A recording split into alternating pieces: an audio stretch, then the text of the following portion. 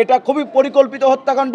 এটার সঙ্গে ঢাবি প্রশাসন জড়িত রয়েছে বলে ছাত্রদল মনে করে। গতকালকে মধ্যরাতে স্যার এফ রহমান হল ঢাকা বিশ্ববিদ্যালয়ের আমাদের শাহরিয়ার আলম সাম্যকে কিভাবে ঢাকা বিশ্ববিদ্যালয় এরিয়ার মধ্যে আমাদের সাম্যকে কিভাবে ছুরিকাঘাত করে হত্যা করা হয়েছে।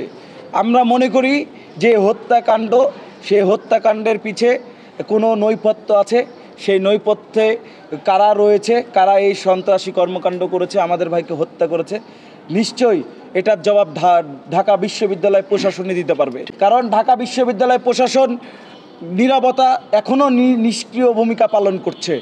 আজকে দেখেন যে সারা বাংলাদেশে আমাদের ভাইরা খুন হয়েছে, গুম হয়েছে, আমাদের ভাইরা এই দেশের জন্য, এই দেশের ফ্যাসিস্ট সরকারকে পতনের জন্য জীবন দিয়েছে।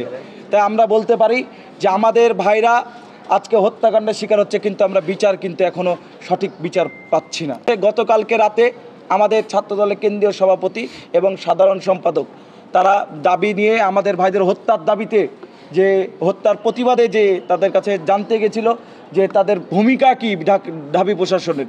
টানা সপ্তমবারের মতো বেস্ট টিস্যু পেপার ব্র্যান্ড হিসেবে স্বীকৃতি পেয়েছে বসুন্ধরা টিস্যু। তার ভূমিকা দেখেছি ঢাবির ভিসি ও অকথ্য ভাষায় উন্মাদ হয়ে আমাদের ভাইদের সাথে খারাপ ব্যবহার করেছে, ঢাবি শিক্ষার্থীদের সাথে খারাপ ব্যবহার করেছে। আমরা মনে করি এটা খুবই পরিকল্পিত হত্যাকাণ্ড। এটার সঙ্গে ঢাবি প্রশাসন জড়িত রয়েছে বলে ছাত্রদল মনে করে। কারণ কালকে ঢাবি প্রশাসনের যে ভিসি, প্রক্টর, এদের হচ্ছে আমরা পদত্যাগ দাবি করছি।